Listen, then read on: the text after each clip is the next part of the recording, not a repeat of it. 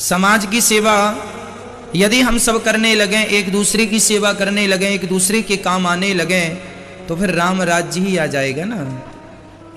सभी में बांट कर खाए उसे इंसान कहते हैं, पराया दर्द अपनाए उसे इंसान कहते हैं। यूं भरने को तो पक्षी भी अपना पेट भरते हैं, पर सभी में बांट कर खाए उसे इंसान कहते हैं।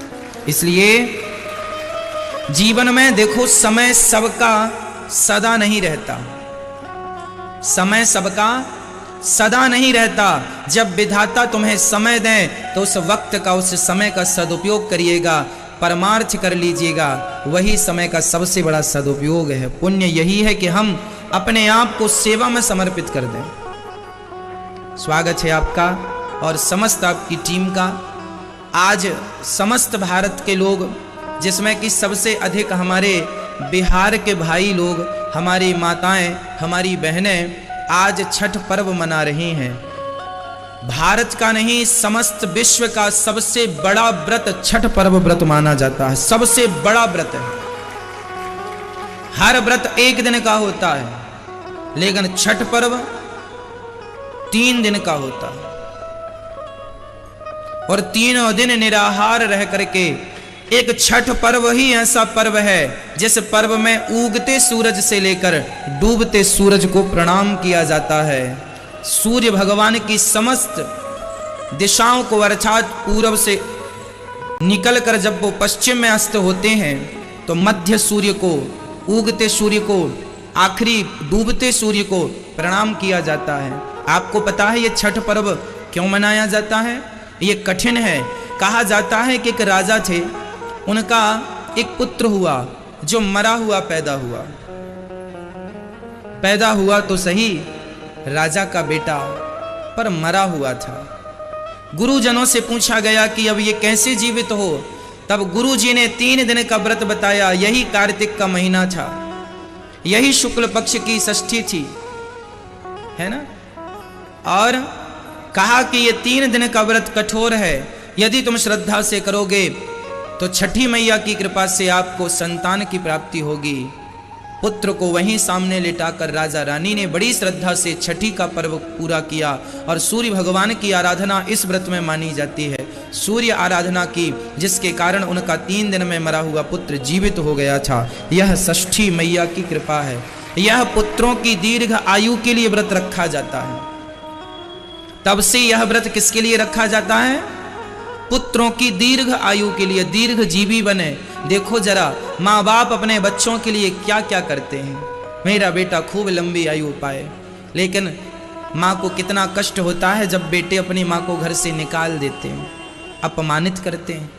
तो आप सभी भारतवासियों को, खासकर हमारे बिहार के भाइयों को, और जो भी इस व्रत को रखते हैं, उन सभी भक्तों को हृदय से, आप सभी भक्तों को षष्ठी की, छठ पर्व की लाखों लाख शुभकामनाएं, लाखों लाख बधाइयाँ। आपके जीवन में ये माँ भगवती षष्ठी महारानी की कृपा और सूर्य भगवान की कृपा बनी रहे। कहा जाता है कि इस व्रत को दानवीर कर्ण ने भी किया है। कहा जाता है कि सबसे पहले इस व्रत को दानवीर कर्ण ने किया। कर्ण ने इस व्रत को किया था, क्योंकि वह सूर्य पुत्र थे। और सूर्य भगवान, ये सूर्य भगवान का व्रत कर्ण ने क्यों किया? भगवान श्री कृष्ण ने कहा कि कर्ण, तुम माता कुंती के पुत्र हो। तो कर्ण ने पूछा कि फिर मेरे पिता कौन है? तो बोले तुम्हारे पिता सूर्य हैं। तो कर्ण ने कहा हम कैसे मान लें? आपने कह दिया हम मान लें, ये संसार कैसे मानेगा कि हम कुंती पुत्र हैं, सूर्य पुत्र हैं?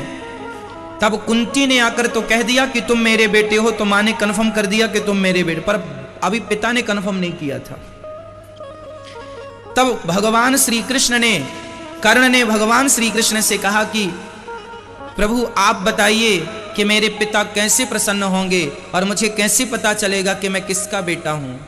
तो मैं किसका पुत्र हूं, इसको पता लगाने के लिए भगवान श्री कृष्ण ने कर्ण को यह 3 दिन का व्रत बताया था कि तुम सूर्य की ऐसी आराधना करो तो सूर्य भगवान प्रकट होकर के वो स्वयं तुम्हें बताएंगे कि क्या सत्य है क्या मिथ्या है। तो आज के दिन ही सूर्य भगवान ने प्रकट होकर षष्ठी के दिन, और सूर्य भगवान ने कर्ण से कहा था, कर्ण तुम मेरे ही पुत्र हो। आज 3 दिन बाद उनकी पूजा सफल हुई थी। तो कर्ण ने भी इस व्रत का अनुष्ठान किया था, षष्ठी पर्व का। तो इस व्रत की बड़ी महिमा है। दुनिया का सबसे बड़ा व्रत है ये, सबसे बड़ा ही नहीं सबसे कठिन व्रत है ये। और हमारे बिहार की माताएं बहनें भाई हजारों वर्ष पहले से इस व्रत को करते हुए चले आ रहे हैं, हजारों वर्ष से चले, ये परंपरा हजारों वर्ष पुरानी। इसलिए पुनः बारंबार आपको षष्ठी छठ पर्व की बहुत बहुत शुभकामनाएं आज की आप सभी को। भगवान की ये जो पावन कथा है यह हम प्राणी मात्र के कल्याण के लिए। कल आप लोगों ने सुना कि भगवान ने गोवर्धन उठाया। गोवर्धन का अर्थ क्या है? भगवान ने गौ माता का वर्धन किया, गौ माता की सेवा की प्रेरणा दी। किसकी सेवा करनी चाहिए, कुत्ते की या गाय की? पर आज का युग देखो, गाय की सेवा ना करके लोग कुत्तों की सेवा करते हैं। इसलिए हमें गौ माता की सेवा करनी चाहिए। भगवान श्री कृष्ण ने कल के दिन, कल जानते हो क्या है? कल क्या है? कल गोपाष्टमी है। कार्तिक माह के शुक्ल पक्ष की अष्टमी जो कि कल है, गोपाष्टमी से ही भगवान श्री कृष्ण ने गाय चरानी स्टार्ट की थी। इसलिए भगवान का नाम कल के दिन से ही गोपाल नाम पड़ा। गौ का पालन किया ना, गौ की सेवा की ना, तो नाम क्या पड़ा? गोपाल। कल के दिन से ही भगवान ने गाय चराई थी, इसलिए कल गोपाष्टमी है। कल के दिन गौदान की बड़ी महिमा है। कहते हैं एक गौदान कर लो या सारी पृथ्वी का दान कर लो, एक ही बराबर है। एक गाय समस्त पृथ्वी के बराबर दान का पुण्य का फल प्रदान करती है। इसलिए कल गौरी गोपाल गौशाला में गायों की पूजा ये दास अनिरुद्ध करेगा। आप भी कल गौशाला चलकर हमारे साथ गौ माता की पूजा कर सकते हैं। कल गौदान आप जरूर करिएगा। सामर्थ्यवान है तो गौदान, नहीं तो आप कम से कम किसी एक गाय के गर्दन में, यहाँ गले में हाथ जरूर फेरिएगा। कल गाय का स्पर्श करना चाहिए, कल गाय का दर्शन करना चाहिए, कल गाय की पूजा, गाय की परिक्रमा करनी चाहिए। कुछ ना हो तो मुट्ठी भर चारा उसे खिलाना चाहिए, क्योंकि भगवान ने कल के दिन गाय माता की सेवा की। गैया चराने के पहले भगवान ने उसके गले में यहाँ हाथ फेरते हैं तो गाय ऊपर मुंह करती है कि नहीं? गाय को बड़ा सुख मिलता है यहाँ हाथ फेरने से। और ये गाय, गावो विश्वस्य मातरः, गाय हम सबकी माता है। गाय के 4 पांव नहीं, चारों तीर्थ हैं हमारे लिए। चार धाम होते ना हमारे 4 धाम कौन कौन से हैं? हमारे 4 धाम हैं, पूर्व दिशा में जगन्नाथ जी है ना, उत्तर दिशा में बद्रीनाथ जी है ना, पश्चिम दिशा में द्वारिकाधीश जी, और दक्षिण दिशा में रामेश्वरम। ये 4 धाम हम सनातन संस्कृति हिंदुओं के हैं। 4 धाम कहते हैं गाय के 4 पांव में 4 धाम का वास होता है। 4 धाम ना कर सको तो गाय की पूजा करके एक परिक्रमा लगा लो, गाय की 4 धाम करने का पुण्य मिल जाता है। इसलिए आप भी गाय की सेवा, ये दास अनिरुद्ध रोज गायों की सेवा करता है। रोज गौशाला हम जाते हैं, गाय को रोटी, गाय को प्यार से उन्हें खिलाते हैं, प्यार करते हैं। गाय की सेवा, गाय का आशीर्वाद हमारे जीवन में बहुत महत्व रखता है। ये गौरी गोपाल गौशाला की गंगा है ना। तो जो आप टीवी पर देख रहे हैं ये गौ माता, ये भारतीय नस्ल की शुद्ध गाय है, देसी गाय जिसे कहते हैं। तो गायों की सेवा हम सभी को निश्चित करनी चाहिए। गावो विश्वस्य मातरः, गाय सबकी माता है। जो गाय को खुश रखता है, जो गाय की सेवा करता है, मैं इस बात का गवाह हूं, मैं इस बात का सबूत हूं कि गाय की सेवा करने वाले का सब कुछ मंगलमय होता है ना। इसलिए कुत्ते पाल रखे हैं आपने, तो हम नहीं कहते कि कुत्ते ना पालो, दरवाजे में कुत्ते पालो, पर अपने कल्याण के लिए गौ माता की सेवा करो, है ना। गाय का दूध अमृत है, गाय का मूत्र गंगा जल है, गाय के गोबर में माता लक्ष्मी का वास है। आपके यहां सत्यनारायण भगवान की पूजा जब पंडित जी कराते हैं तो गोबर के गौर गणेश बना लेते हैं कि नहीं? तो गाय में लक्ष्मी का वास है। गौरी मैया आपको गोबर रखा है, वो गौरी मैया है वो, और गौरी वो हैं और गोपाल सेवा करते हैं, इसलिए यहां का नाम है गौरी गोपाल, है ना। गौरी मतलब राधा, गोपाल मतलब कृष्ण, गौरी मतलब लक्ष्मी, गोपाल मतलब नारायण। भगवान नारायण का नाम विष्णु सहस्त्र नाम पढ़ेंगे तो विष्णु सहस्त्र नाम में भगवान का नाम गोपाल भी है, और राधा जी का नाम गौरी है, लक्ष्मी जी का नाम गौरी है। तो गौरी गोपाल लक्ष्मी नारायण राधे श्याम एक ही है। इसलिए गाय की सेवा हमें करनी चाहिए, पर हमारा भारत बदल गया है। अब ये गाय का दूध नहीं पीता, ये गाय की छाछ नहीं पीता, मक्खन नहीं खाता, दही नहीं खाता, पेप्सी कोका कोला पीता है आज का भारत। पेप्सी कोका कोला नुकसान करता है मेरी माँ। भारत का पैसा पेप्सी कोका कोला के नाम में करोड़ों हजारों करोड़ रुपए बाहर चला जाता है, पेप्सी कोका कोला के नाम पर विदेश चला जाता है। यदि आपने एक पेप्सी कोका कोला पी लिया 20 रुपए का या 50 रुपए का, मतलब वो 50 रुपए तुम्हारे विदेश चले गए, भारत के पैसे नहीं रहे अब वो। तो क्यों ये सब पीते हो? पीना ही है तो गन्ने का रस पीजिए, शिकंजी पीजिए, जूस पीजिए। यदि गन्ने का रस पीने की आदत होती मेरी माँ आपकी, तो भारत का गन्ने का किसान कभी फांसी लगा के ना मरता। फांसी लगा के वो मर रहा है और तुम पेप्सी और कोका कोला पी रहे हो।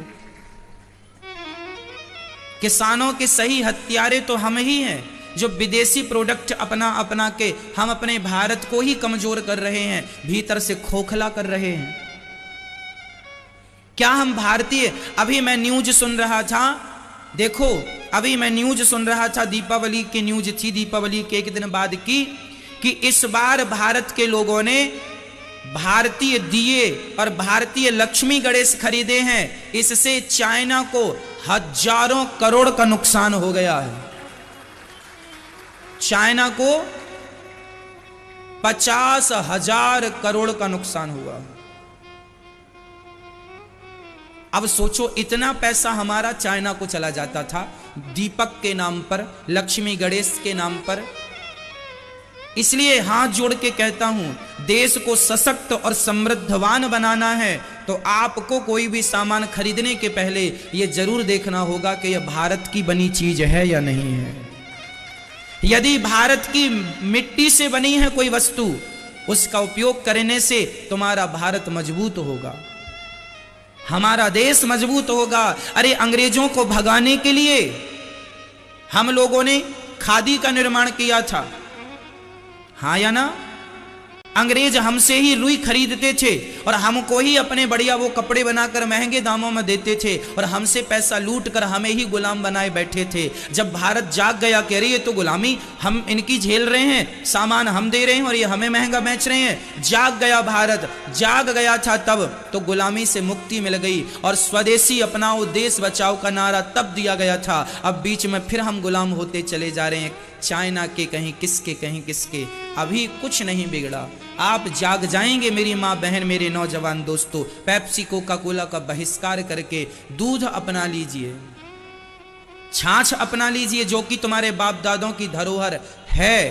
तुम्हारे बाप दादों ने दूध छाछ पी है और दूध छाछ के बल पर, घी के बल पर देश को आजादी दिलाई है, पेप्सी कोका कोला के बल पर नहीं। इसलिए जागो मेरे भारतवासियों, जागो। भगवान कृष्ण गौ माता की सेवा करते हैं, आपको और हमें भी सेवा करनी चाहिए। गाय की खूब सेवा करो।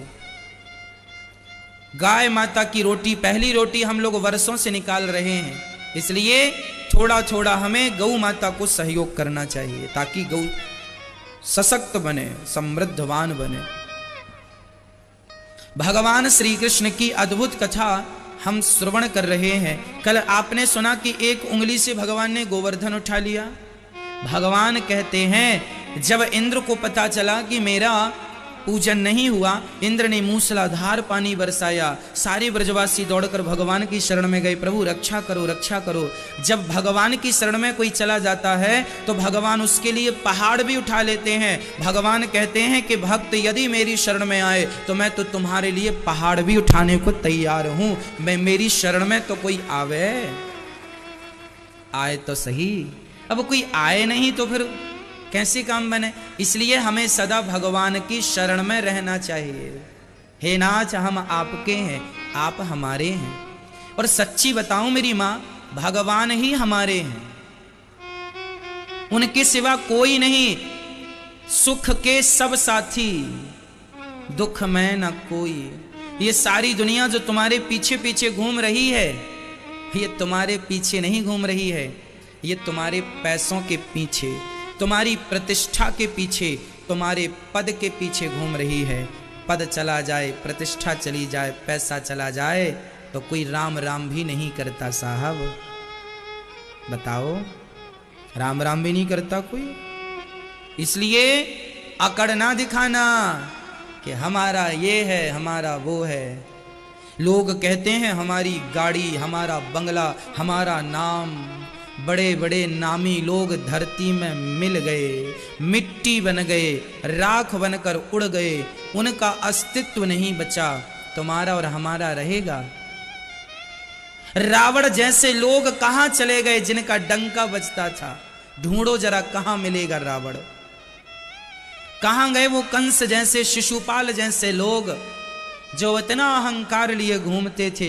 कहां गए वो लोग जो लाल किले के लिए लड़ा करते थे? दिल्ली का लाल किला आज भी जहां का तहां है, पर उसके लिए झगड़ा लड़ाई करने वाले को ढूंढ कर देखो।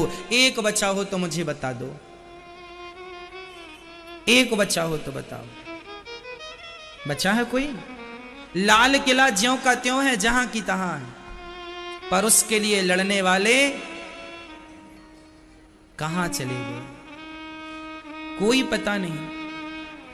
इसलिए अहंकार बिल्कुल त्याग दो। भगवान की शरण में सच्चे भाव से, सरल हृदय से भगवान की शरण में जाओ। हे नाथ, मैं आपको कभी भूलूं नहीं। बोलो, हे नाथ, मैं आपको कभी भूलूं नहीं। हे नाथ, मैं आपको कभी भूलूं नहीं। हे प्रभु, आप ही हमारे रक्षक हैं। जैसे ब्रजवासियों की रक्षा भगवान ने की। अच्छा, भगवान ने कब की? शर्त क्या है? जब तुम मेरी शरण में आओगे तब मैं रक्षा करूंगा। सुदामा सारी जिंदगी गरीब रहे, लेकिन जिस दिन भगवान की शरण में चले गए उस दिन भगवान ने 2 लोकों का स्वामी बना करके भेज दिया। शर्त यही है, तुम्हें मेरे पास आना पड़ेगा, तुम्हें वृंदावन आना पड़ेगा और तुम्हें भगवान के दर पर आकर कहना पड़ेगा, प्रभु मैं आपका हूं, मैं आपका हूं, मुझे स्वीकार कर लो। जब आप अपने आप को भगवान के हवाले कर देंगे, फिर देखो उसी दिन से आपकी तकदीर और आपकी तस्वीर बदल जाएगी। जिस दिन आप अपने आप को समर्पित, अब सौंप दिया इस जीवन का सब भार तुम्हारे हाथों में है, जीत तुम्हारे हाथों में है, हार तुम्हारे हाथों में। कोई व्यक्ति कहे कि मैं ये हूं, मैं वो हूं, अहंकार कब तक चलेगा? किसका चला है? क्या रावण का अहंकार चला है जिसकी लंका सोने की थी कि तुम्हारा चल जाएगा? तुम्हारे घर तो मिट्टी के हैं। कितना चलेगा तुम्हारा अहंकार? और किस बात का अहंकार है? किस बात की अकड़ है? किस बात की गर्मी है? ये तो बताओ। सूर्य भगवान की गर्मी भी टिकाऊ नहीं है। सुबह निकलते हैं, दोपहर को गर्म होते हैं और शाम होने के साथ ही पता नहीं चलता कहाँ गए, ढल गए। चढ़ता सूरज धीरे धीरे ढलता है, ढल जाएगा। गर्मी तो सूर्य भगवान की नहीं टिकती ज्यादा देर, तुम्हारी और हमारी टिकेगी। इसलिए सहज बन के रहा करो, सरल बन के रहा करो। जो व्यक्ति भगवान में समर्पित हो जाता है, समर्पण कर देता है, उसे कभी अहंकार नहीं आता। और जो भगवान को कुछ ना मानकर ये समझता है मैंने ये किया, मैंने ये पाया, मैं ये हूं, मैं वो हूं, उन लोगों को अहंकार बड़ा परेशान करता है। अच्छा, आपका बल कितना है आज मुझे ये बता दो, कितना बल है आपका? आप क्या कर सकते हैं मुझे ये बताओ। एक सज्जन हमसे बोले महाराज जी हम पूरा घर चलाते हैं, 4 बेटियों का हमने विवाह किया, बेटों के लिए घर बना कर दिया, हम ना होते तो हमारे बच्चे आज ऐसी स्थिति पर ना होते, हम ना होते तो ये ना होता, हमने ये किया, हमने वो किया, हम ना होते तो ये ना होता। अच्छा बताओ, सच्ची बताना कि यदि आपका पिता ना हो, बाप ना हो, तो क्या बाप के ना होने से बेटी सदा कुंवारी रह जाती है? बोलो। बाप ना विवाह कराए बेटी का, कहे कि मैं ही तेरा पालनहार हूं, मैं ही तेरा भगवान हूं, और यदि बाप ही अपने आप को सब कुछ मान ले, तो बताओ जिनके बाप नहीं होते क्या उन बेटियों का विवाह नहीं होता? क्या जिनकी मां नहीं होती उनका विवाह नहीं होता? तुम कहते हो हम पालन कर रहे हैं, तुम कहते हो हम खिला रहे हैं। अरे साहब तुम हो तो खिला रहे हो, जिसका कोई नहीं है क्या वो भूखे मर रहे हैं? कहने का अर्थ यह है तुम और हम तो निमित्त हैं, सबके पालनहार भगवान ही हैं, सबका भरण पोषण वही करते हैं, हम तुम तो निमित्त बन करके अपना कार्य कर रहे हैं। इसलिए हम अहंकार ना करें। ये देश तब भी था जब हम नहीं थे, ये देश अब भी है जब हम हैं, और ये देश तब भी रहेगा जब हम नहीं रहेंगे। हम निमित्त मात्र हैं, हमारे रहने और ना रहने से क्या फर्क पड़ता है ये बता दो, क्या होगा? इसलिए अहंकार त्याग दो, बिल्कुल सामान्य जीवन जिया करो। मेरा अपना बल कुछ भी नहीं है। अच्छा ये बताओ, आप जरा अपनी ये उंगली उठाओ, एक सब लोग उठाइए और इसे ऐसे ऐसे हिलाइए बस। अब ये बताओ कि ये जो उंगली आपने ऐसे ऐसे हिलाई, ये किसके बल से हिली? आपने हिलाई या ईश्वर के बल से हिली? अब आप कहेंगे महाराज जी से तो हमने हिलाया, तो ठीक है, यदि आपने हिलाया तो फिर ये बताओ जिसको पैरालाइसिस हो जाता है, लकवा मार जाता है, उसकी क्या उंगली हिलती है? हाँ या ना में जवाब दो। जिसको लकवा मार जाता है, पैरालाइसिस हो जाता है, उसकी उंगली क्या उससे हिलती है? बोलो हाँ या ना। नहीं।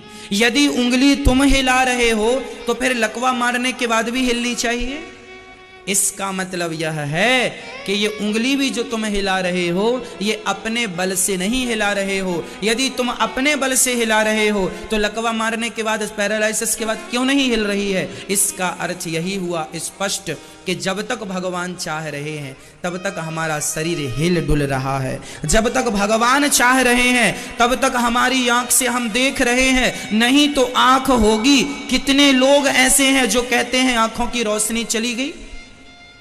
बड़े से बड़ा डॉक्टर कुछ नहीं कर पा रहा है, बड़ी से बड़ी टेक्नोलॉजी फेल हो रही है। क्यों ऐसा हो रहा है? क्यों नहीं दिख रहा है आंखों में? अर्थ यही है, जब तक भगवान चाहेंगे तब तक तुम देखोगे, जब तक भगवान चाहेंगे तब तक सुनोगे, जब तक भगवान चाहेंगे तब तक बोलोगे, जब तक भगवान चाहेंगे तब तक चलोगे। ये ना कहना कि हम अपने बल से, तुम्हारी ताकत, हमारी ताकत तो देखने की भी नहीं है। याद रखना भक्तों, ये तिनका है, माना कि ये तिनका है। यदि मैं इस तिनके को उठा रहा हूं तो मैं अपनी ताकत से नहीं, मेरी औकात तो तिनका उठाने की नहीं है। यदि ये तिनका उठा पा रहा हूं तो केवल भगवान की कृपा से उठा पा रहा हूं। इस कृपा को आप महसूस करें ना करें, माने ना माने, आज कितने लोग हैं जो अपने बल से उठकर बैठ भी नहीं सकते, उन्हें उठाकर बिठाया जाता है, हां या ना? यदि तुम ही सब कुछ थे, तुम ही सब कुछ हो, तो आज अपने बल से उठकर बैठते क्यों नहीं हो?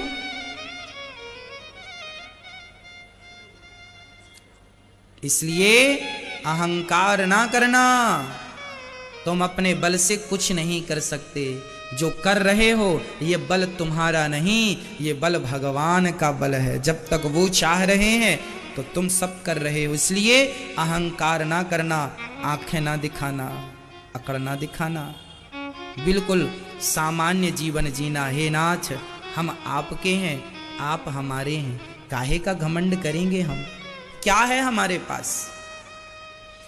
जो आदमी अपनी औकात भूल जाता है ना, वही अहंकार करता है। इसलिए इंसान को कभी अपनी औकात नहीं भूलनी चाहिए। आप लोग भूल गए हो अपनी औकात, तो हम याद दिला दें आपको? दिला दें? चलो दिला देते हैं। हमारी औकात क्या है? कितनी है हमारी औकात? जो कहते हो मैं ये हूं, मैं वो हूं। हाँ साहब, क्या हो तुम? सुनो क्या हो, हमारी औकात क्या है, सुनो। जब हम मरेंगे, पहले तो ये बताओ आप लोग कभी मरोगे कि नहीं? हाँ या ना? मरेंगे। जब आप मरेंगे, जब भी मरेंगे, जब आप मरेंगे तो आपका शरीर लोग ले जाकर चिता पर रखेंगे और चिता पर आग लगेगी। आग जलने के बाद बचेगा क्या? राख बचेगी। और जानते हो वह राख 25 रुपए के घड़े में समा जाती है। उस घड़े में डालने के बाद लोग कहते हैं अस्थियां जा रही हैं। क्या जा रही हैं?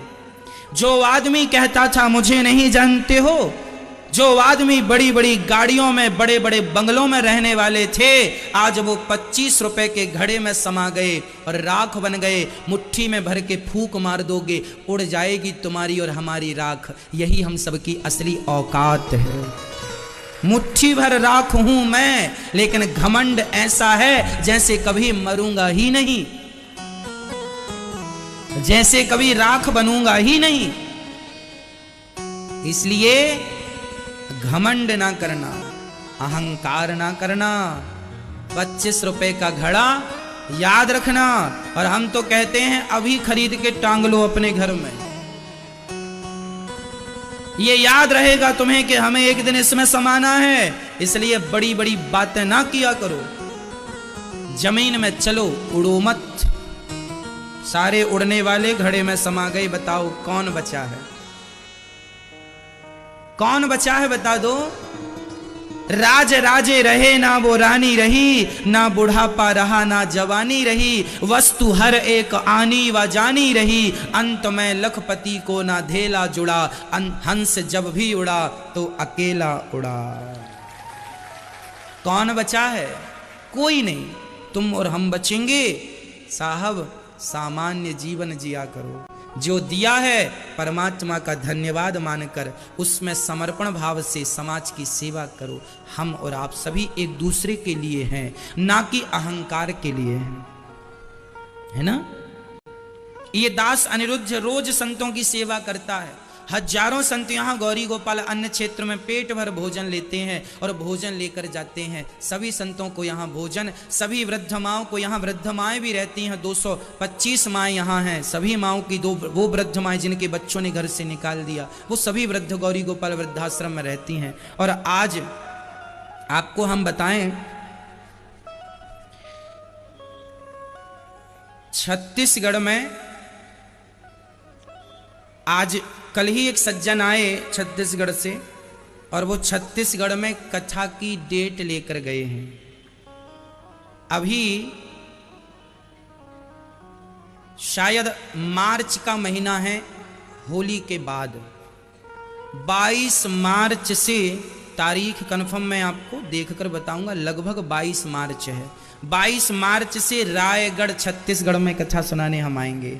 रायगढ़ के पास है, रायगढ़ वहाँ आसपास, वहाँ पास में रायगढ़ और बिलासपुर के बीच में एक गांव है। उस पंचायत का वो बता रहे थे सबसे बड़ा गांव है, वहाँ कथा है। कन्फर्म हम बताएंगे आपको।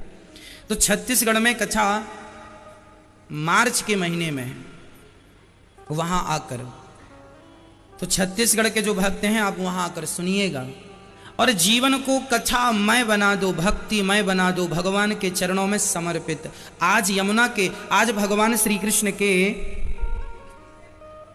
पिता नंद बाबा को वरुण देवता लेकर गए, भगवान ने छुड़ाया, सारे ब्रजवासियों को बैकुंठ का दर्शन कराया। और वृंदावन की जो महिमा है वह बैकुंठ से भी श्रेष्ठ है। वृंदावन की महिमा किससे श्रेष्ठ है? बैकुंठ से। साक्षात भगवान की ये लीला स्थली है, इसलिए आप लोग वृंदावन में बैठे हैं, आप अपनी मर्जी से नहीं बैठे हैं, भगवान की कृपा से आप यहां बैठे हैं। आप यदि अपनी मर्जी से बैठे हैं तो आपकी मर्जी तो कई बार हुई कि वृंदावन चलें, कई बार आपका मन बना, कई बार आपके विचार हुए, मर्जी तो कई बार हुई, पर जब तक भगवान का बुलावा नहीं होता तब तक वृंदावन में प्रवेश नहीं होता। इसलिए ये धाम दिव्य धाम है, ये वृंदावन बैकुंठ धाम है, साक्षात बैकुंठ है। यहाँ रोज कथा होती है, रोज आरती, रोज कीर्तन, जितना भजन, जितना पूजन, जितनी आस्था, जितनी श्रद्धा, आज सारी धरती आप घूम के देख लो, जितनी श्रद्धा, जितना विश्वास, जितनी भक्ति इस वृंदावन में है, दुनिया के किसी कोने में नहीं।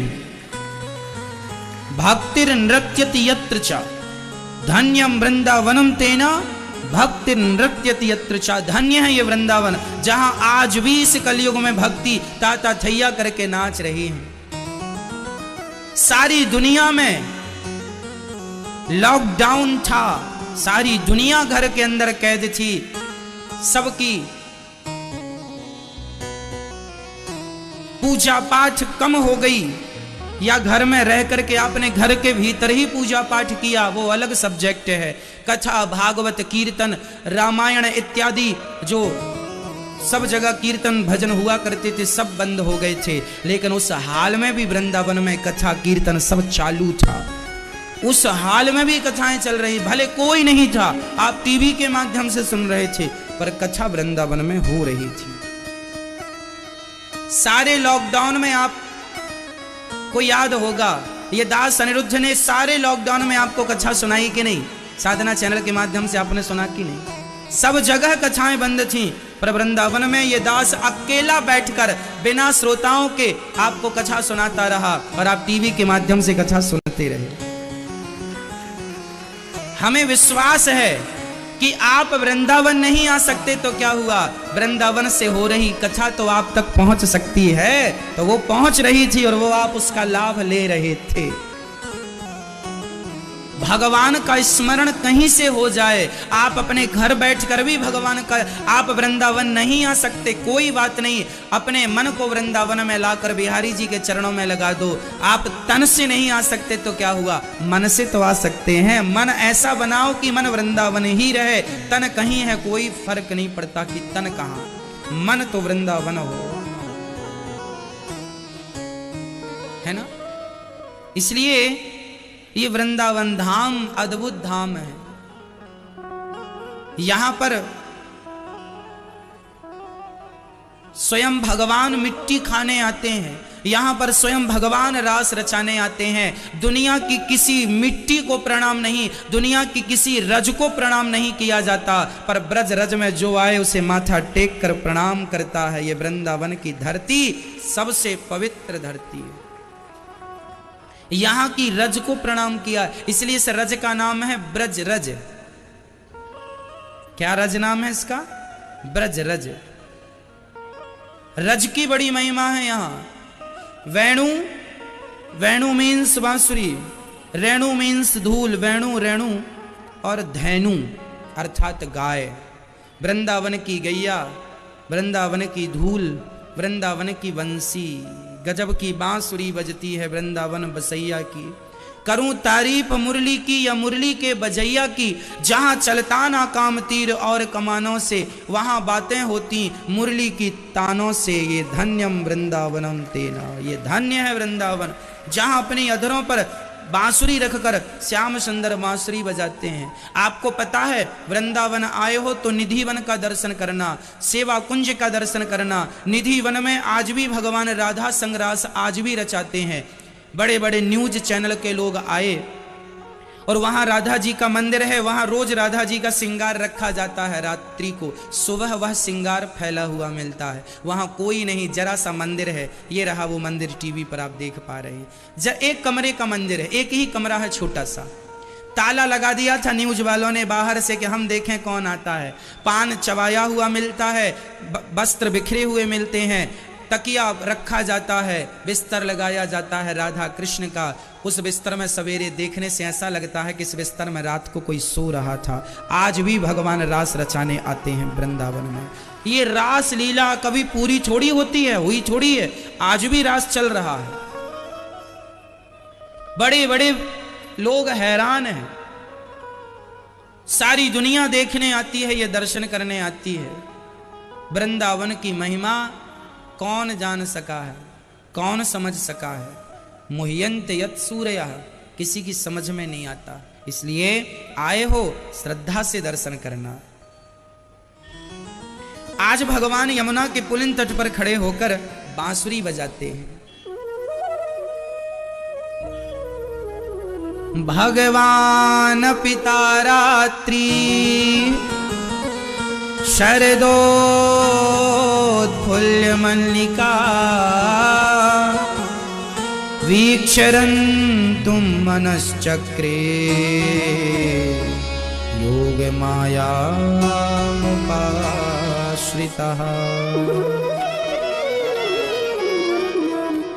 आज भगवान का मन हुआ है रास रचाने का। भगवान रास रचाते हैं।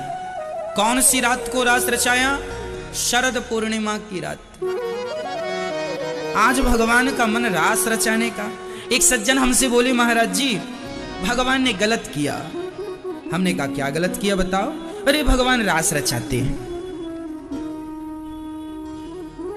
रास रचाते हैं भगवान।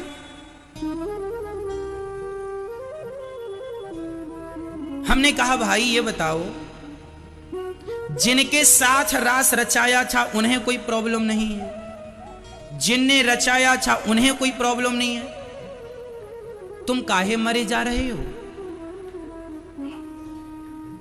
ये मर रहे, भगवान ने रास रचाया, तुम भी रचा लो, तुम्हारे वश में हो तो तुम भी रचा लो, कौन मना करता है? अरे पागल, भगवान ने रास रचाने के पहले गोवर्धन उठाया था एक उंगली से, हाँ या ना? जिसके अंदर गोवर्धन उठाने की ताकत, एक उंगली से गोवर्धन उठाने की ताकत है, वही रास रचा सकते हैं। उन्होंने गोवर्धन उठाने के पहले कालिया नाग को नाथा था, एक जहरीला नाग जिसके 101 फण थे। कितने? 101 फण थे कालिया नाग के। ऐसे कालिया नाग पर भगवान ने नृत्य किया था। तांडव गति मुंडन पर नाचत गिरधारी, नाच रहे थे, नाच रहे थे। ऐसे भगवान जो कालिया नाग पर नाच रहे हों, ऐसे भगवान जिन्होंने 6 दिन की उम्र में जहर पीकर पूतना को मार दिया हो, हाँ या ना? जिन्होंने इतना सा मुंह खोला, मैया ने कहा च्योरे तेने माटी खाई है? कन्हैया बोले ना मैया मैंने माटी ना खाई। चल मुंह खोल आ। इतना सा मुंह खोला, इतने से मुंह में संपूर्ण ब्रह्मांड दिखाई पड़ा, जिसके इतने से मुंह में सारा ब्रह्मांड समाया है। जो पूतना को 6 दिन में मार देते हैं, जो तृणावर्त को, बकासुर को, शकटासुर को साल भर की उम्र में मार डालते हैं, जो गोवर्धन को उठाते हैं 7 साल की आयु में, जो भगवान कालिया नाग को नाथ देते हैं 6.5 वर्ष की आयु में, वो भगवान 7 वर्ष की आयु में रास रचा रहे हैं। जब भगवान ने रास रचाया था तब भगवान की आयु कितनी थी? 7 साल पूरे होकर वह 8 साल में लगे थे। 11.5 साल में तो भगवान वृंदावन छोड़ के मथुरा चले गए। 11.5 साल की उम्र में भगवान ने कंस को मारा था, और कंस को मारकर भगवान ने 11.5 साल में वृंदावन छोड़कर वो चले गए। जब रास रचाया था तब भगवान की उम्र केवल 7 वर्ष थी। ऐसा हम नहीं कह रहे हैं, जिस भागवत में रास का वर्णन है उसी भागवत में यह भी लिखा है कि भगवान 7 साल के हैं। क्योंकि भगवान को पता था व्यास जी को कि ऐसी उल्टी बातें करने वाले कलयुग में बहुत होंगे, इसलिए हम इन्हें बताते चलें। लेकिन लोग पूरा नहीं पढ़ते, लोग पूरा नहीं पढ़ते। रास क्या है? आज मैं आपको रास की व्याख्या करूंगा। भगवान की आयु कितनी थी जब रास रचाए? 7 साल। अब आप किसी 7 साल के बच्चे को खड़ा कर दीजिए, क्या उस 7 साल के बच्चे में कोई विकार होता है? कोई काम, विषय, वासना होती है? नहीं। सामान्य दृष्टि से भी देखा जाए तो 7 साल के बच्चे में कोई विषय वासना नहीं थी। और सुनो, भगवान ने जिन गोपियों के संग रास रचाए वह सारी गोपियां शादीशुदा थी। लिखा है भागवत में, एक सखी बच्चे को दूध पिला रही थी। जब भगवान बांसुरी बजाकर गोपियों को बुलाए तो एक सखी क्या कर रही थी? अपने बच्चे को दूध पिला रही थी। दूध पीते बच्चे को छोड़कर वह आई तो शादी हो गई थी, तब तो बच्चे को दूध पिला रही थी। एक सखी अपने पति के पांव दबा रही थी, बांसुरी सुनाई पड़ी, दौड़ पड़ी, पति को छोड़कर आई। गोपियां पतियों को छोड़कर आई हैं, ये बात सुनते हो कि नहीं? तो वहां जितनी गोपियां आई थी उनमें शायद कोई कुमारी रही हो, सब शादीशुदा थी, सब गृहस्थी वाली थी। कोई 30 साल की थी, कोई 40 साल की थी, कोई 50 साल की थी। ये गोपियां थी। हाँ, यह गोपियां थी। तो भगवान ने इनके संग रास रचाया। हाँ जी, ये रास का अर्थ है जीवात्मा और परमात्मा का मिलन।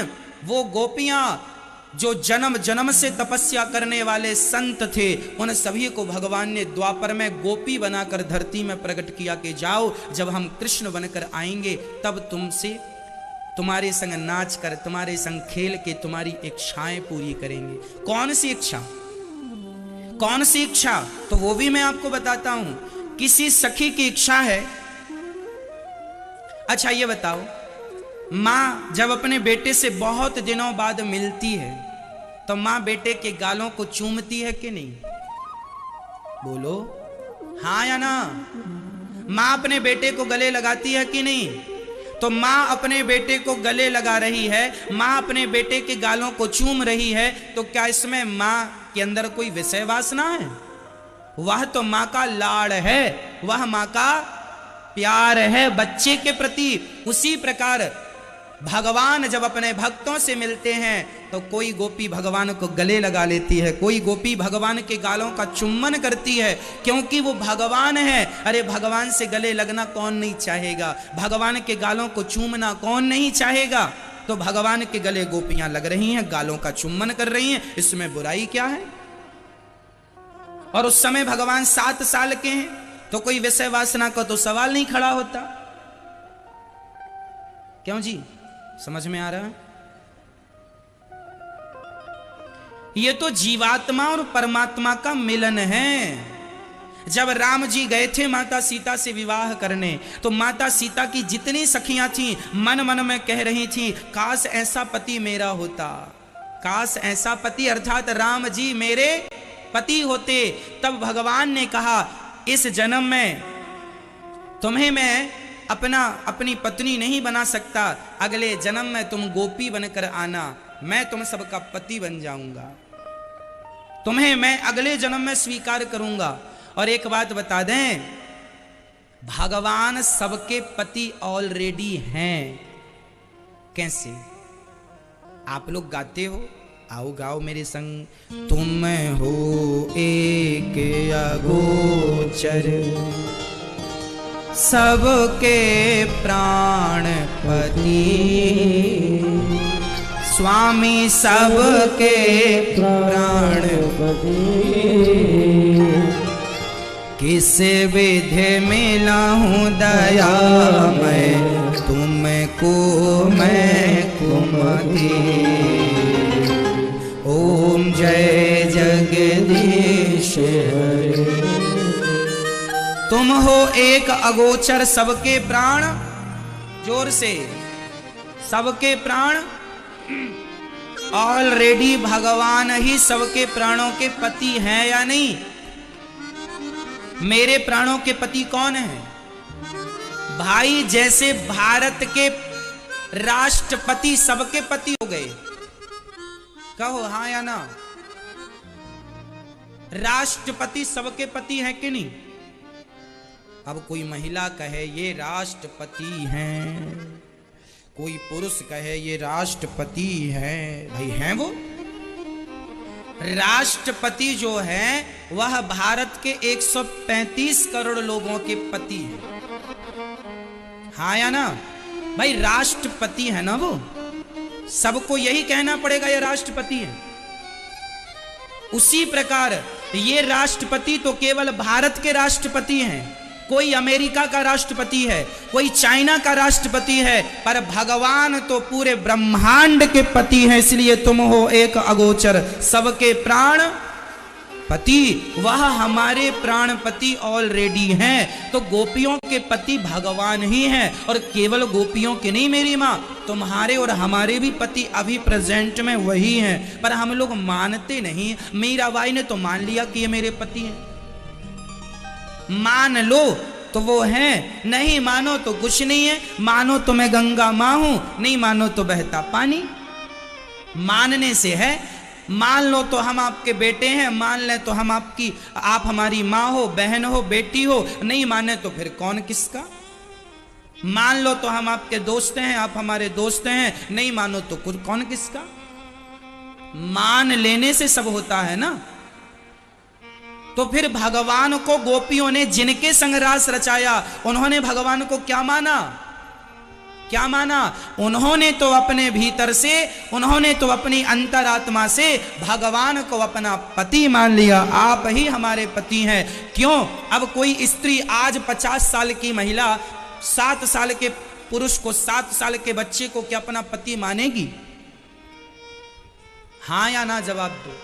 क्या आज कोई बच्चे वाली महिला जिसके बच्चे हों, वो क्या 7 साल के बच्चे को अपना पति मानेगी? नहीं मानेगी। पर गोपियां क्यों मान गई पति? क्योंकि गोपियों को पता था कि ये भगवान ही अवतार लेके आए हैं। कृष्ण कोई सामान्य थोड़ी है, कृष्णस्तु भगवान स्वयं। कृष्ण कौन है? बोलो, कृष्ण कौन है?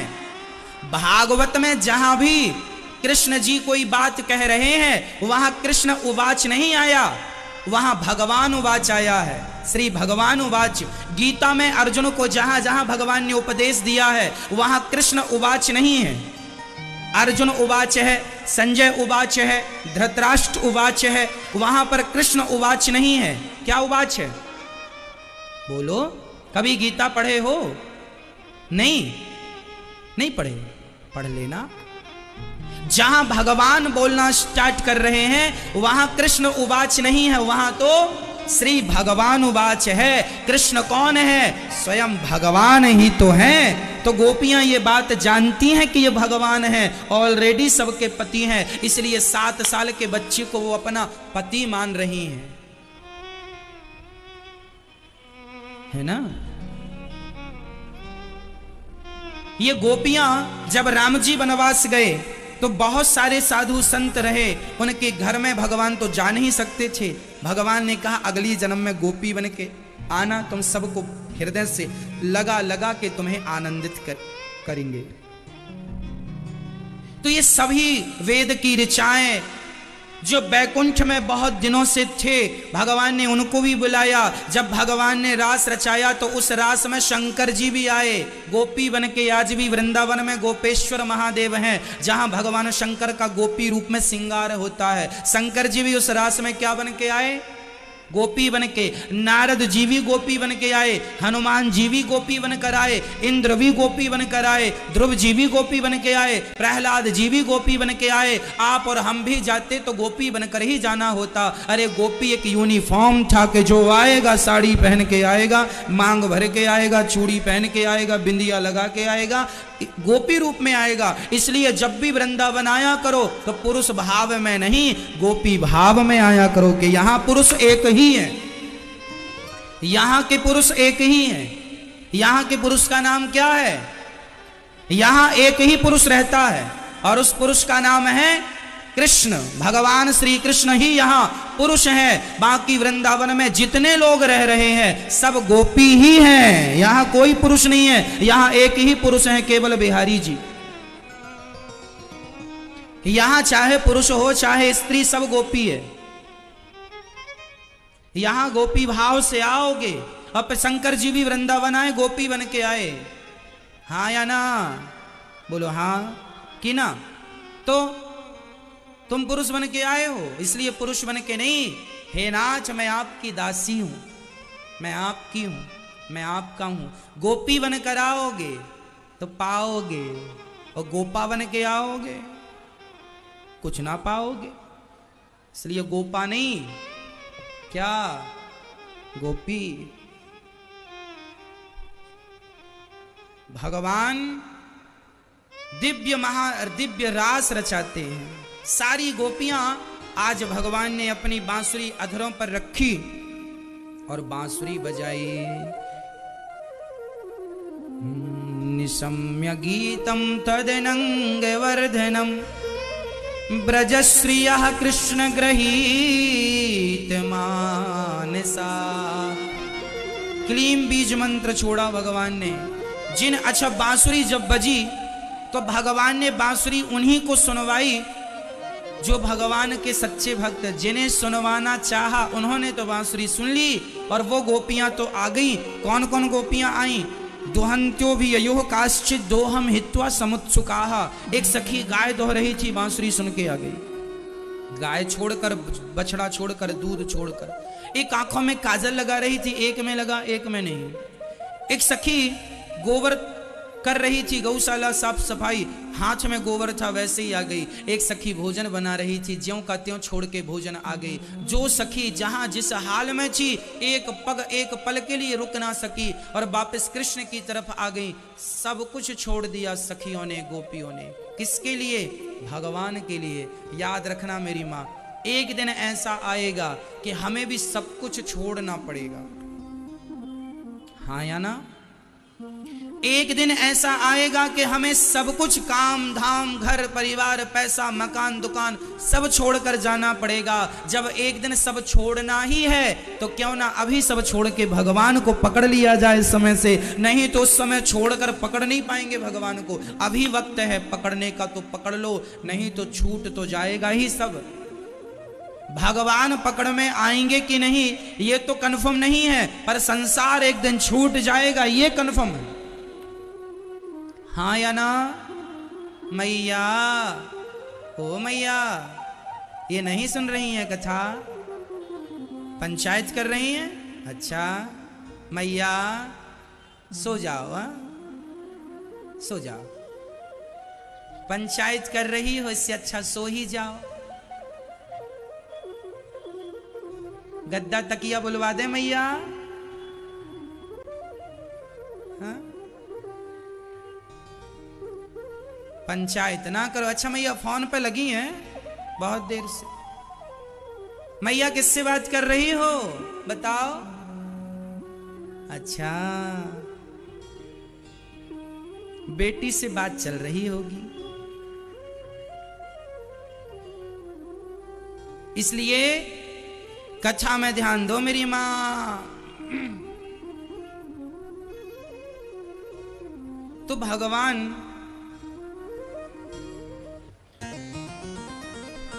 सारी गोपियों को देखते हैं, आ गई, स्वागत किया। स्वागतम वो महाभागा प्रियम किम करवाणि वह ब्रजस्या नामयं कच्चित् ब्रूता गमन कारणम्।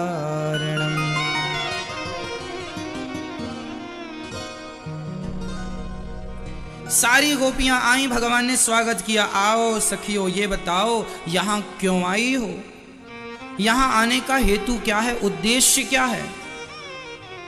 सखियों ने कहा अभी अभी आपने बुलाया, हम चली आई।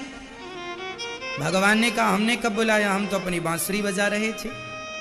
अच्छा अब आ गई हो तो जाओ। गोपियों ने कहा हमने अपने पति छोड़ा, परिवार छोड़ा, आपको छोड़कर थोड़ी जाएंगे। भगवान बोले जाओ।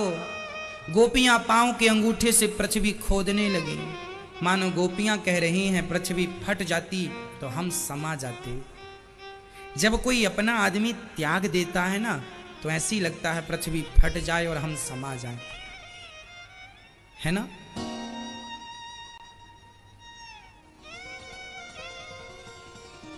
माता सीता को राम जी ने वनवास भेजा। क्या माता सीता की कोई गलती थी?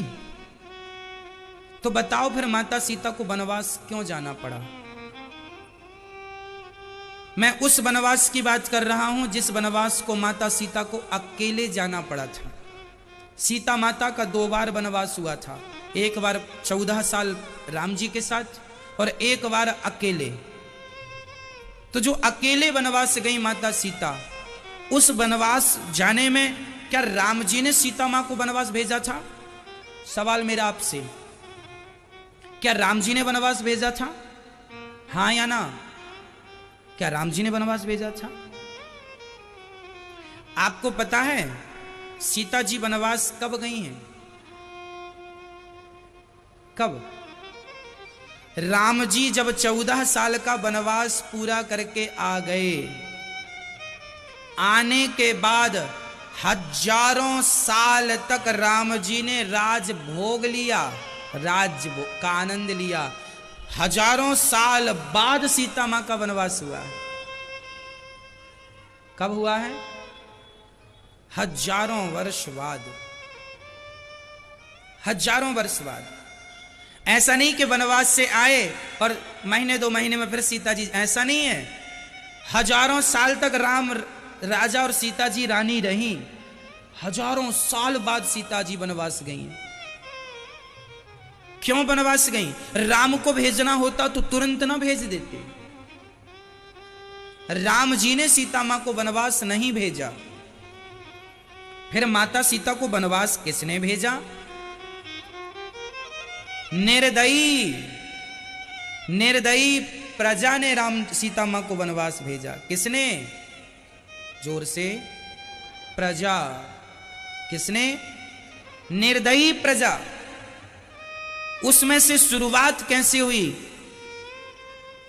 सरयू उस पार से एक महिला अयोध्या में झाड़ू पोंछा बर्तन करने किसी के घर आती थी। आज वह जब जा रही थी तो बारिश का महीना था, अचानक मूसलाधार पानी गिरा, सरयू में पानी ज्यादा हो गया। वह रोज नाव वाले भाई से कहा करती थी भैया पार लगा दो। नाव वाला बोला आज पानी ज्यादा गिर रहा है, नाव में पानी भर जाएगा, नाव डूब जाएगी, इसलिए पानी जब रुक जाएगा तब हम तुम्हें पार लगाएंगे। पानी रुकने के इंतजार में 4 घंटे बीत गए पर पानी नहीं रुका। बरसता गया बरसता गया, रात हो गई। अब रात को भी नाव चल नहीं सकती थी, तो कह दिया केवट ने बहन आज तुम यहीं रुक जाओ। अब उसके सामने मजबूरी थी कि वो जा नहीं सकती थी वहां, पहला। दूसरा, अब वो कहां जाए, पानी बरस रहा है। तो उसे मजबूरी में रात कहां गुजारनी पड़ी? केवट की कुटिया में। जबकि वह केवट भी गृहस्थी था, उसकी पत्नी थी, बच्चे थे, तो उसने कह दिया कि तू यहां सो जा। अब जब वो सवेरे अपने घर गई तो उसका पति कहता है रात को कहां थी? उसने कह दिया कि बारिश हो रही थी तो हम केवट भैया के घर में वहां रुक गए थे रात। तो केवट के यहां तुम रुकी हो? तो वह व्यक्ति बोल पड़ा कि अब मैं तुम्हें स्वीकार नहीं करूंगा, तुम अपवित्र हो गई हो। क्यों अपवित्र हो गई हो? क्योंकि तुम दूसरे पुरुष के साथ रही हो। उस महिला ने कहा राम राम, दूसरे पुरुष के साथ नहीं, मैं तो उसे भैया बोलती हूं, और उसकी भी गृहस्थी थी, उसकी पत्नी के बगल में मैं सो रही थी, मजबूरी थी ना। किसने देखा? मैंने तो देखा नहीं कि तुम कहां सो रही थी, तुम अशुद्ध हो गई हो। अब हम राम थोड़ी हैं कि रावण के यहां से सीता आई और उनने रख लिया, हम तुम्हें नहीं रखेंगे, जाओ। देखो उस व्यक्ति ने क्या कह दिया कि मैं राम थोड़ी हूं कि सीता जी लंका में रही 11.5 महीने और राम जी ने रख लिया। तो उसने कहा कि सीता ने तो अग्नि परीक्षा दी थी। तो उसने कहा अग्नि परीक्षा सीता ने लंका में दी थी, तुमने और हमने देखा थोड़ी है, हमारे सामने छोड़ी दी थी। अब ये बात एक से दूसरे में चली गई, दूसरे से तीसरे में चली गई और सारी अयोध्या में हल्ला हो गया कि सीता जी ने अग्नि परीक्षा दी थी, उसे किसी ने देखा तो नहीं। किसने देखा? अयोध्या का और कोई था ही नहीं, राम लक्ष्मण के सिवा अयोध्या का वहां पर कौन था जब सीता जी ने अग्नि परीक्षा दी? कोई नहीं था। अब सारी अयोध्या में काना फूसी चालू हो गई कि राम जी सीता जी वहां 11.5 महीने रावण के पास रही हैं, जरूर सीता जी अपवित्र हो गई हैं। ऐसा लोगों ने ताना मारना शुरू कर दिया। कहने लगी प्रजा, अब हम सीता को महारानी के रूप में नहीं देखना चाहते। जब ये बात राम के कानों में पहुंची, राम बहुत दुखी हुए, बहुत दुखी हुए। जिस प्रजा के लिए राम ने सब कुछ किया, आज उसी प्रजा ने लांछन लगा दिया सीता मां के चरित्र पर। अब राम जी सोचने लगे कि ये सीता को पता चलेगी ये बात तो क्या होगा। और अचानक दासियों के द्वारा सीता को पता चल ही गया कि प्रजा में ऐसी काना फूसी चल रही है, ऐसी बातें हो रही हैं। अब सीता जी बोली क्या करें? राम जी से हाथ जोड़कर सिया ने कहा, था प्रभु आप आज्ञा करिए, ये प्रजा कह रही है कि वो मुझे महारानी के रूप में नहीं देखना चाहती। तो सीता मां ने कहा, प्रभु ये सिंहासन तो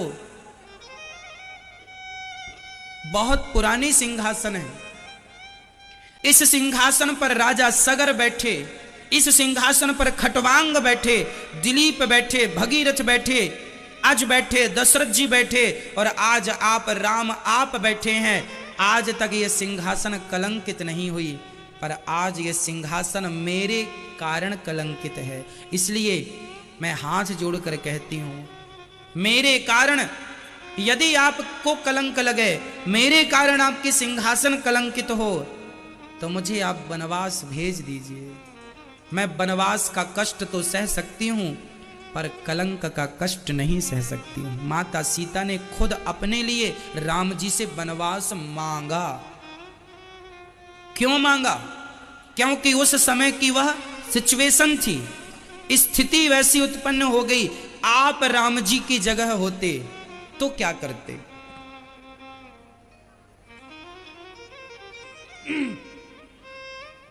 राम जी ने सीता को त्यागा नहीं है।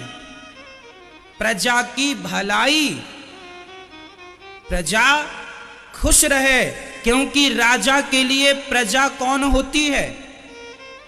बताओ, राजा के लिए प्रजा कौन होती है? राजा के लिए प्रजा पुत्र होती है। राजा बाप है और प्रजा बेटा या बेटी है। तो राम जी की उस समय प्रजा कौन थी? पुत्र थी। और राम जी अपनी प्रजा को पुत्र के समान प्यार करते थे।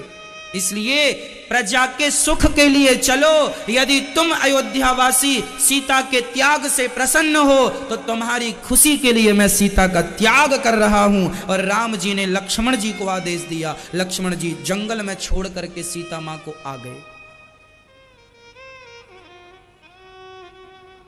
यदि सीता माता की मर्जी ना होती तो लक्ष्मण वापस आए थे, सीता मां फिर पीछे पीछे अयोध्या वापस आ जाती, लेकिन नहीं आई। जंगल में वाल्मीकि जी के आश्रम में रहकर माता सीता जंगल से लकड़ियां काटकर नंगे पांव चलती हैं। लवकुश का जन्म होता है और लवकुश की शिक्षा दीक्षा वाल्मीकि जी पूरी करते हैं। और वही लवकुश जब अयोध्या आते हैं तो अयोध्या में राम कथा सुनाते हैं और लवकुश कहते हैं ये निर्दयी प्रजा है। लवकुश गीत गा रहे हैं, ये निर्दयी प्रजा है। तो अयोध्या वालों ने पूछा कि तुम हमें निर्दयी क्यों कह रहे हो? तब लवकुश ने कहा कि तुमने अग्नि जैसी पवित्र सीता को, गंगा जैसी निर्मल सीता को तुमने कलंक लगा दिया। तुमने कलंक लगा दिया। वह गंगा जितनी पवित्र हैं, वह अग्नि जितनी पवित्र हैं, उन्हें तुमने कलंक लगा दिया बिना विचारे, बिना कुछ के। राम जी तक बात पहुंची। राम जी ने पूछा तुम कौन हो? तब लवकुश ने कहा हम आपके पुत्र हैं। राम जी ने कहा तुम हमारे पुत्र हो? कोई पुत्र आपसे कहने लगे कि हम तुम्हारे बेटा हैं, तो क्या यह बात मान ली जाएगी? नहीं। तुम्हारी मां को बुलाओ। यदि तुम्हारी मां सीता ये कह दे कि तुम हमारे बेटे हो, तो राम जी कहते हैं हम मान लेंगे। सीता जी को लाया गया। सीता जी ने कहा कि ये आपके बेटे हैं लवकुश। और आज सीता मां ने, एक बात बताएं मेरी मां,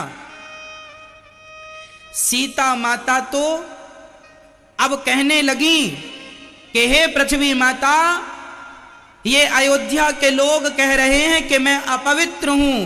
हे पृथ्वी माता, यदि मैं पवित्र हूं तो तुम फट जाओ। अब परीक्षा देने की शक्ति नहीं है, अब फट जाओ मां। और तभी मां ने स्थान दे दिया, पृथ्वी बीच से फट गई। सवाल यह खड़ा हुआ कि जब सीता पर चरित्र का लांछन प्रजा ने लगाया, उसी समय सीता मां ने यह क्यों नहीं कहा कि पृथ्वी फट जाओ? उस समय सीता मां ने इसलिए नहीं कहा क्योंकि उस समय माता सीता गर्भवती थी। यदि सीता उस समय पृथ्वी में समा जाती तो उनके दोनों बच्चे भी समा जाते। पर सीता मां चुपचाप वनवास इसलिए चली गई कि मैं वनवास में रह के अपने बच्चों को जन्म दे के पहले स्वावलंबी बना दूं, उनके पांव में खड़ा कर दूं, उनकी जिम्मेदारी से निवृत्त होकर फिर मैं पृथ्वी में समाऊंगी। और जब लवकुश को सौंप दिया पिता के हाथों में, तब सारी समाज के बीच में, सारी अयोध्या के बीच में, देख लो अयोध्या वासियों, तुम्हें सबूत चाहिए था ना? कहा था ना तुमने कि हमारे सामने थोड़ी परीक्षा दी है माता सीता ने? अच्छा, तो तुम्हें सबूत चाहिए।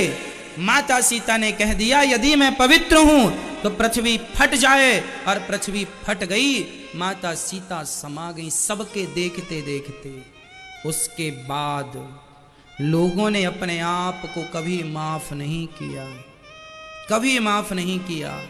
इस कथा से यही सीख मिलती है कि आप जमाने के लिए गला काट के रख दीजिए। राम जैसे राजा, सीता जैसी मां पर यदि लोग उंगलियां उठा सकते हैं, तो तुम में और हम में यदि उंगलियां कोई उठाए तो उसमें कोई आश्चर्य नहीं है।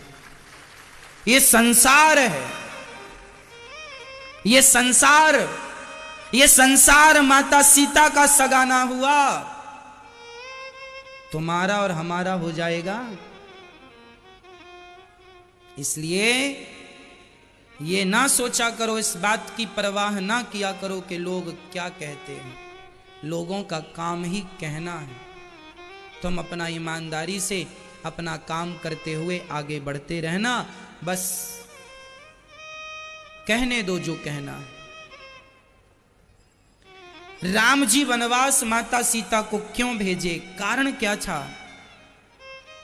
राम जी एक अच्छे राजा थे और एक अच्छे राजा का धर्म होता है, यदि राम जी सीता को वनवास ना भेजते, माता सीता को वनवास ना भेजते, तो लोग क्या कहते? लोग कहते कि राम जी ने तो देखो मनमानी की, राजा हैं तो मनमानी करेंगे ना।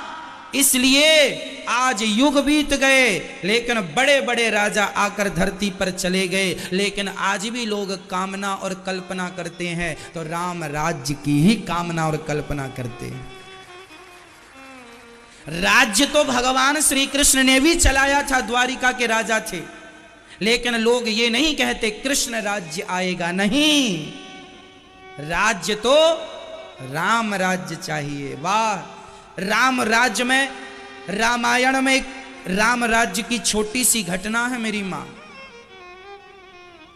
राम जी कैसे राजा थे वो मैं आपको एक छोटी सी बात कह के समझाऊंगा।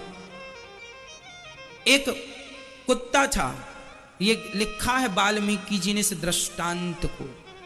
एक कुत्ता था, एक भिखारी वहां से जा रहा था, तो भिखारी को देखकर कुत्ता भौंकने लगा, तो भिखारी ने एक पत्थर उठाकर कुत्ते के पांव में मार दिया, और जब पांव में मारा तो कुत्ता का पांव टूट गया। अब 3 पांव से चल रहा है, लंगड़ाता हुआ और रोता हुआ राम जी के पास पहुंच गया कुत्ता।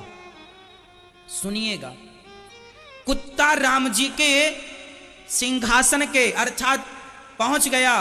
कहा जाता है राम जी के जमाने में कुत्ता भी बोलते थे, पत्थर भी बोलते थे, पेड़ पौधे भी बोलते थे। कुत्ता भी बोला मुझे राम से मिलना है, द्वारपालों ने दरवाजा खोल दिया, द्वारपाल के खोलने सभा में पहुंच गया कुत्ता, और कुत्ता बोला राम जी मुझे न्याय दो।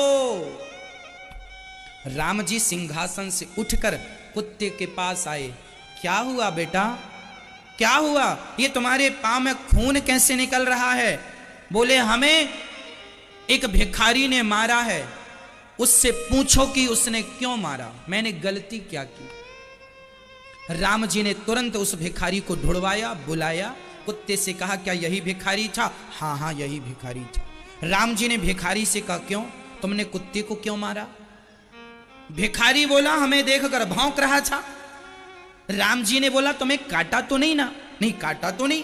तो काटा नहीं, भौंक बस रहा था, तो कुत्ते का तो काम ही भौंकना, वो नहीं भौंकेगा तो तुम भौंकोगे? तुमने पत्थर मार दिया, उसका पांव टूट गया। कुत्ता बोला मुझे न्याय चाहिए। राम जी ने कहा तू ही बता कि तुझे इसने पत्थर मारा है, तू ही बता इसे कौन सा मैं दंड दूं, जो तू कहेगा वही दंड मैं दूंगा, बोल। देखो राम जी का दंड विधान कैसा है, राम जी का कानून कैसा है, सुन लेना। कुत्ते से कहा तू बता क्या दंड चाहता है? कुत्ते ने कहा इस भिखारी को फलानी जगह का मठाधीश बना दो।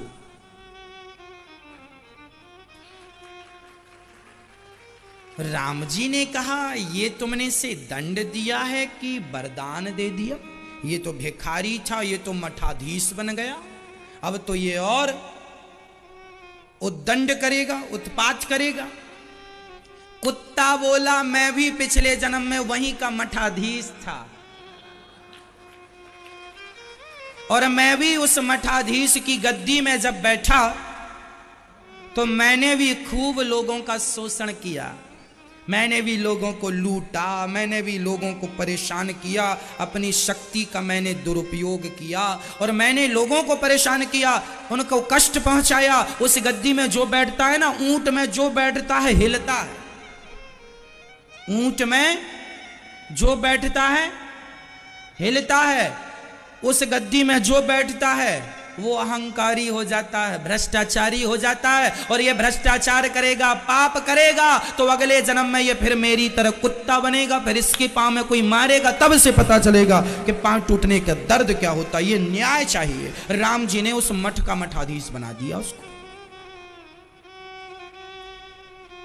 अर्थ क्या निकला? राम जी के राज्य में कुत्तों को भी न्याय मिलता था, इसलिए लोग राम राज्य की कामना करते हैं, कल्पना करते हैं, राज्य हो।